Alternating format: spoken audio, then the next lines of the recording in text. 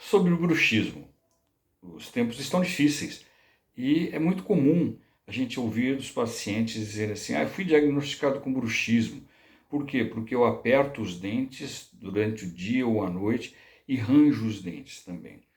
Realmente, o bruxismo está muito ligado com esse apertamento diurno ou noturno e também ligado com o desgaste, fazendo movimentos laterais com um rangido às vezes até estridente. Comum os casais se queixarem um do outro por estar fazendo esse movimento.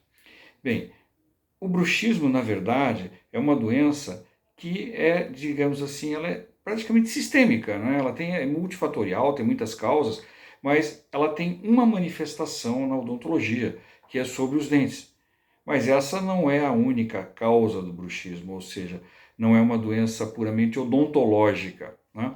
Apresenta efeitos sobre o sistema mastigatório, o sistema de fonação e tudo, mas não é uma doença puramente odontológica, digamos. Então, uma rede ou uma malha de pessoas precisam ser envolvidas para tratar o bruxismo. O dentista atua só no local, só na boca, fazendo o quê? Com que o apertamento que é feito e destruição dos dentes seja aliviado, seja em dentes naturais ou em dentes já restaurados proteticamente.